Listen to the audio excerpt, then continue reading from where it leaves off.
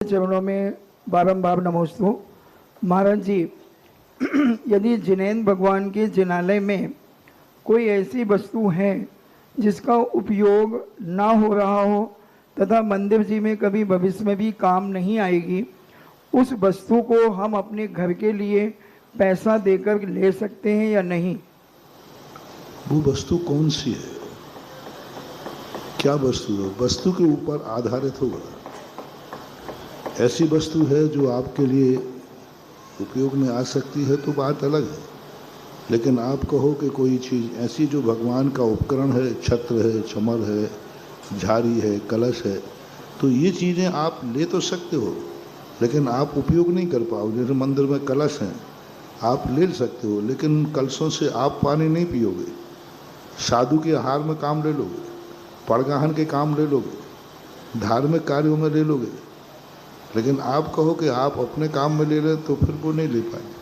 तो वस्तु के ऊपर आधारित होता है कौन सी वस्तु है कि जो आपके उपयोग में आ सकती है, तो लेने का निषेध नहीं है। आपके उपयोग में आ सकती है तो लेने का निषेध नहीं है, पर वो वस्तु की क्वालिटी देखना पड़ेगी क्या है। ऐसा धर्मेंद्र जैन शिवरावती ललितपुर से पूछते हैं, नमोस्तु गुरुदेव, छायोपशमिक भाव कौन कौन से होते हैं? छायोपशमिक भाव जो है 3 स्थितियों में बनते हैं, ज्ञानावर्णी, दर्शनावर्णी, ये दोनों को 2 मान लें, और वहाँ चारित्र मोहिनी और दर्शन मोहिनी, इन 2 को मान लें, और वहाँ अंतराय के 5। इस प्रकार के ये छयोपशम भाव होते हैं। सामान्य रूप से माने तो ज्ञानावर्णी, दर्शनावर्णी, मोहिनी और जो अंतराय कर्म है, ये 3 कर्म ऐसे हैं जो छयोपशम भाव बनाते।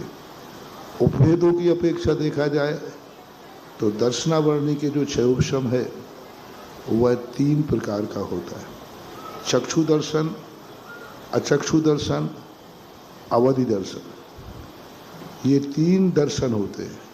ये तीनों छयोपशम रूप ही होते हैं।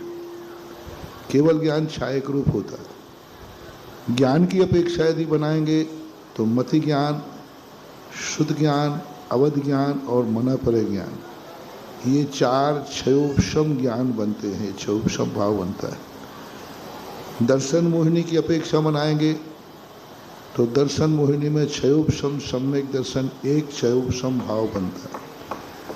चारित्र मोहिनी की अपेक्षा बनाएंगे तो चारित्र मोहिनी की अपेक्षा छयोपशम भाव जो बनता है वो पंचम गुण स्थान से शुरू हो जाता है।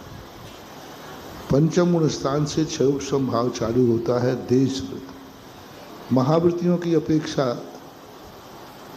यथाख्यात चारित्र के 2 भाग पर सामायिक, छेदोपस्थापना, परिहार, विशुद्धि, सूक्ष्म, सांप्राय, ये छयोपशम रूप ही होते हैं।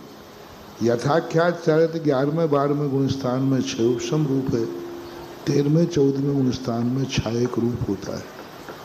अतः इनको सापेक्ष करके, और अंतराय के 5 होते हैं: लाभांतराय, दानांतराय, भोगांतराय, उपभोगांतराय, वीर्यांतराय।